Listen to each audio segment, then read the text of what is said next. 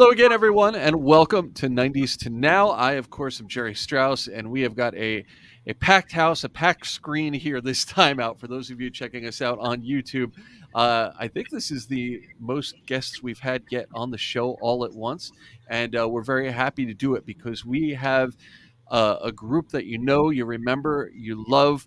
They are Grammy Award winners, and they have sold over 20 million albums. I love the way they are described on their very own website. If you've ever been in love, then you know their timeless songs. I swear, I can love you like that. So much in love. I turn to you, and so on and so on and so on. They are, of course, the one and only All-4-One. How are you guys? Hey, how Good, you Jerry. doing, Jerry? Very professional. Thank you. I try. I appreciate that. Yeah, this is a really cool thing because you guys are so etched in pop culture lore, pop culture history. You're celebrating 30 years since you guys took over the world, essentially, not just the music world, but just the world in general, quite frankly. And you're out on the road. We're going to talk about all of it. I want to ask you right from the beginning, all the things that we just went through, all the things that I just said, maybe the longest intro so far in 90s to Now history. You've made history. You're etched in history as far as 11 weeks topping the Billboard charts for I Swear. You guys hit the Guinness Book of World Records, where other groups and bands and artists, they have their fan bases and they have their careers and they have their success. Decades and centuries from now, people are going to be looking back in American history, and you guys are going to be a part of that. Is that something that you take pride in, just sort of the unique nature of the accomplishments that you have? Definitely. Absolutely. I know I was saying with a previous interview we had that it's nice to know that when we're long gone from, this earth or something or so, that something of us or from us will still be here for people to remember and to think about. Yeah. It's a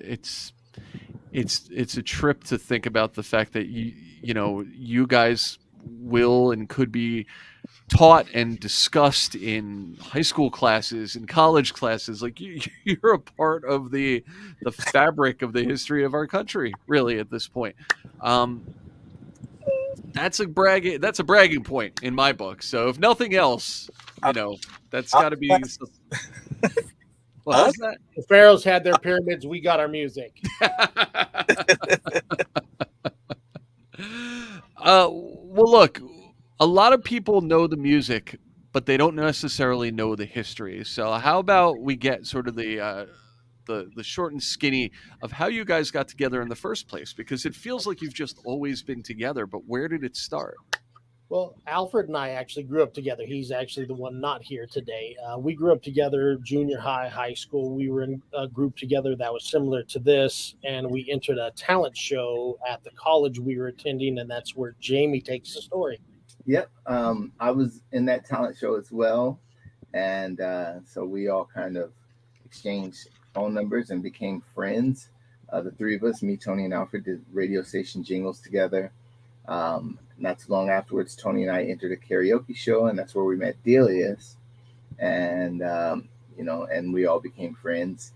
Fast forward, I met a producer in church who gave me a cassette of our very first song, So Much in Love. Told me if I could put a group together, he can get us an audition for the record label that wanted to put the song out. So, of course, I called the guys. We went to Six Flags Magic Mountain here in California and walked around practicing all day. We got that audition, and they signed us on the spot. That was in August of 1993. Wow. And each of you can answer this individually, because I was curious, just based on the style of music that you guys became known for. It doesn't feel like something that a lot of record labels would necessarily say, "Oh, we need this style of music to shoot up and take over the Billboard charts," because people were listening to so many different kinds of things back then. We're not far from the era of grunge and everything else. Did any of you, like, what were your aspirations as far as your individual music careers before and then after you got together? I know for me, I basically have been singing since I could walk. I've been singing in church since I was 3, competing in talent shows since I was 5. And for me personally, I wanted to be an R&B singer. I wanted to follow in the footsteps of, Michael Jackson and Prince and Donny Hathaway and Stevie Wonder. But I always loved all types of music. I love jazz, love gospel, love pop music, some rock, And so I've always been influenced just by great music. And I'm sure the rest of the guys are probably going to say something somewhat similar, but with their own, flavor. Yeah, same here. I wanted to be the Luther Peeble Bryson type of R&B artist as well. When I stumbled into the group at the early contest that I should have won. Yeah. But, hey, they paid the judges.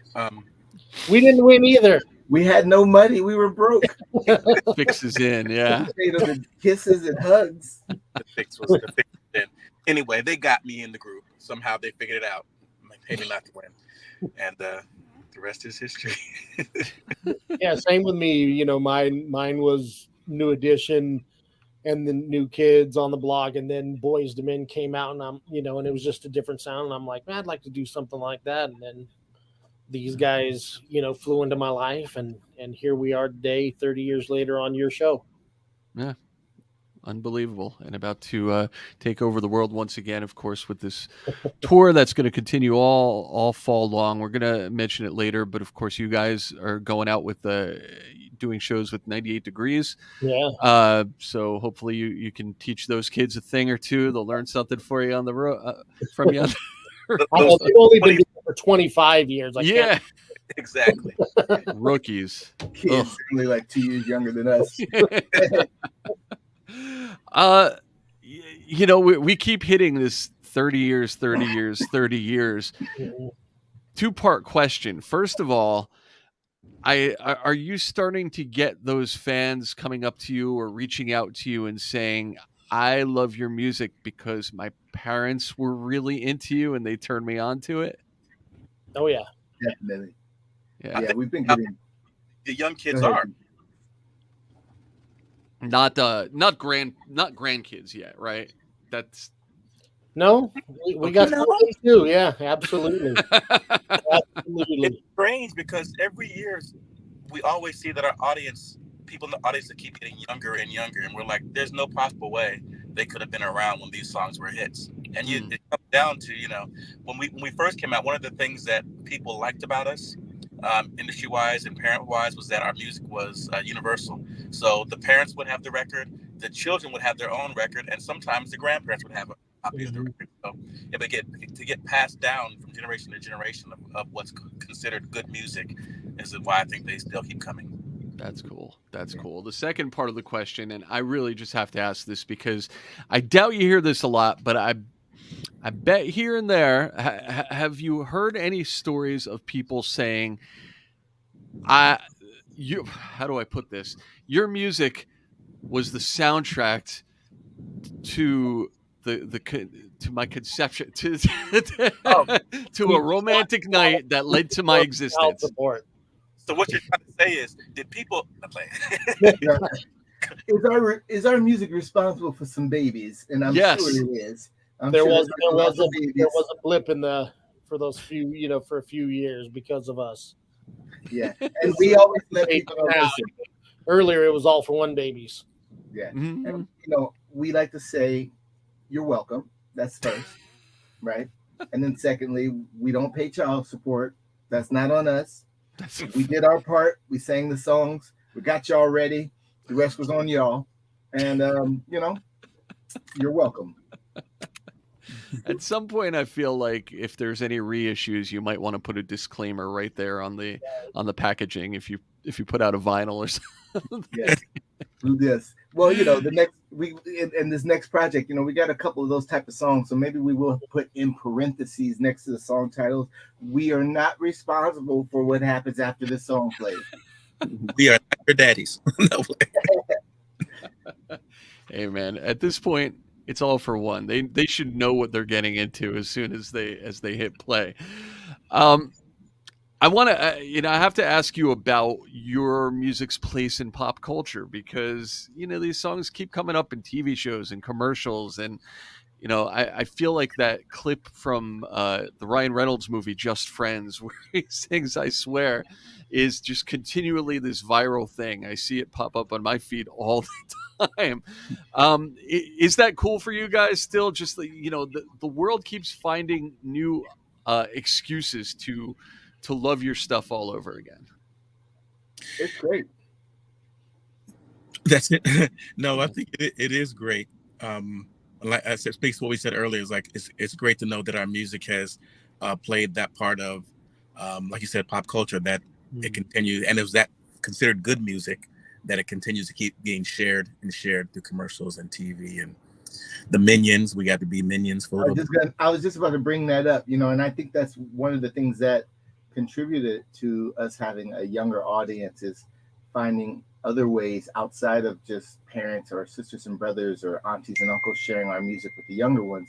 It's also the fact that they might be watching television and see the game commercial or playing Xbox and see what we did with Microsoft recently, and or watching the Minions and hearing them sing Underwear instead of I Swear. It's those are the things that also help the music to continue to have a life of its own. Yeah, that's really awesome. We ask this of every music artist, every band who comes on this show, and I'm really curious for you guys. There's obviously certain songs, I Swear, I Can Love You Like That, that every time you perform, I feel like you have to hit. You have to be compelled to make sure that you include those songs, which means that you've performed those songs probably thousands of times over the course of 30 years by now. How do you maintain sort of the passion, the fire behind the performance after all those times, after all those years, and still give those songs and give the people in the seats the performance that they deserve? You said it right there. It's the people out there in the audience. They're the ones that have the energy. We feed off them as much as they feed off us. And without them, I have to go flip burgers at McDonald's. Mm-hmm. And also realizing too that there are people that never really saw us sing those songs before live. Yeah. And even though we've been singing them for a very, very, very long time, for other people in the audience, it's a first for them. Maybe they've seen the videos and they had the tapes or the albums or the CDs, but just never got a chance to see it live. So it's just realizing and remembering that, hey, it's old hat for us, but it's something new and shiny for others. So let's give them our best. Everybody gets the same show. Everybody gets the same show. Cool. Very cool. And that's the attitude that's kept people loving you and coming out to see you, and they're going to have the opportunity to do it again all fall long. You've got dates all over the place. You're touring, you're out with 98 Degrees, you're doing your own shows, you're part of the I Love the 90s tour, which is hitting all over the place. It feels like you guys are busier than ever, and for those of you who want to check All-4-One out, wherever they may be and wherever you may be, you want to go to their website. Of course, it's all-4-one.com and check out the tour dates. Of course, social media, All-4-One Music. You could find them anywhere and everywhere on social media. So that's really important for you because you want to make your plans early and you want to make sure that you get out to see these guys because it's the anniversary. So some special vibes are going on. And that leads to the next chapter, of course, because there's teases, there's hints, there's buzz that new music may, in fact, be coming. What can you reveal, and what can people potentially expect? Well, we've been working on some new music for a little while, slowly but surely, because we've been so busy on the road. It's just been hard to get all of us in the studio. But we've been working on some new music, and we are excited to get ready to share it with folks. We're just putting the finishing touches on it, and then we have something planned for next year too that we're super super super excited about music wise that we're going to be working on. We gotta keep that top secret because that's G45 classified right now. Right. So yes, um, so we're gonna be coming with some new stuff soon for everybody.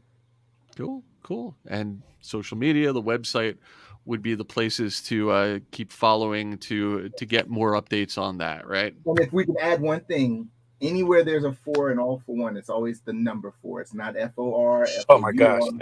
It's always the number four, ALL dash the number four dash ONE.com or all the number 4-1 ONE music. It's my pet peeve over the last 20 years. Somewhere, some reporter or somebody put all FOR1 on something, and now everywhere you go, it's like they look at the logo and they see the correct logo and like, hey, All-4-One is coming, and there's FOR. It's like, oh, that is not the name of the group.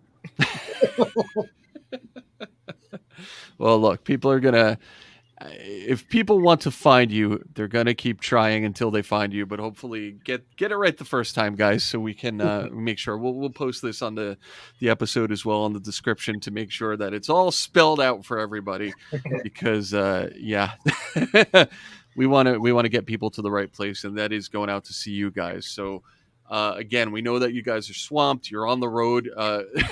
Literally, some of you on the road as we speak.